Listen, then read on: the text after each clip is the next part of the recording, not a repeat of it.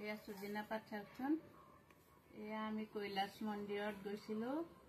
কৈলাশ মন্দিৰৰ ওচৰৰ পৰা ছিঙি আনিছোঁ। এয়া কেনেকৈ বনাম আপোনালোকক দেখুৱাম। এয়া মই এনেকৈ ছিঙি লৈছোঁ পাতবিলাক।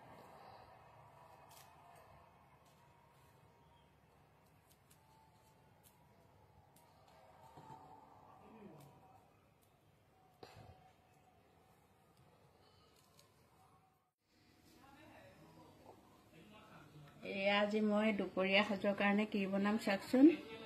এয়া সজিনা পাত বনাম দাইল দি পেলাই। কেনেকৈনো তিতা নহয় সজিনা পাত এইটো আপোনালোকক দেখুৱাম চাওকচোন। এয়া পানী উতলি আছে। এয়া দাইল মই ধুই ৰাখিছোঁ আৰু এয়া সজিনা পাত। সজিনা পাতে দাইলে বনাম।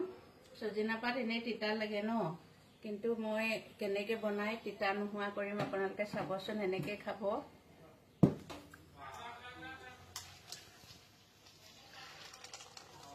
দাইলটো দিছোঁ এতিয়া।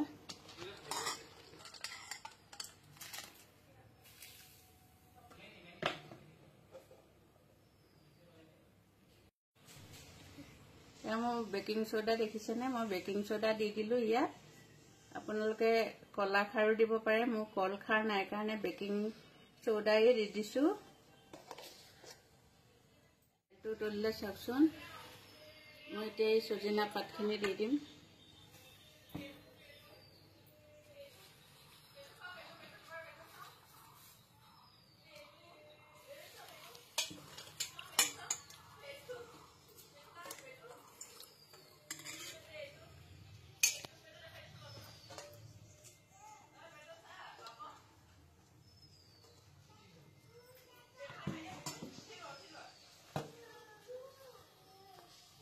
এই দাইলত খাৰ দিয়াৰ কাৰণে এইটো পাতটো গ্ৰীনে হৈ থাকিব।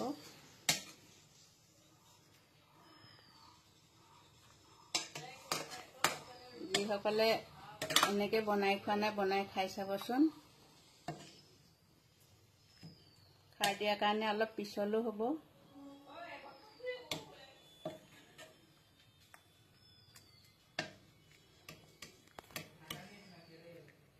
নিমখ দিছোঁ।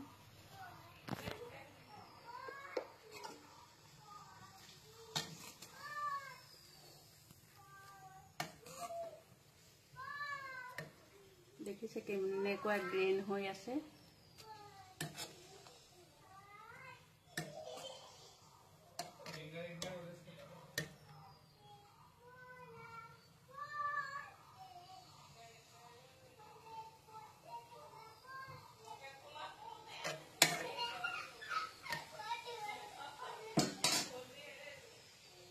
আৰু 5 মিনিটমানৰ পিছত মই নমাই দিম। এইটো মোৰ দাইল হৈ গ'ল, সজিনা পাতৰ দাইল দেখিছেনে? এইটো মই তেল নেমাৰো, এইটো বইলে থাকিব। এনেকৈ খাৰ দিছোঁ যে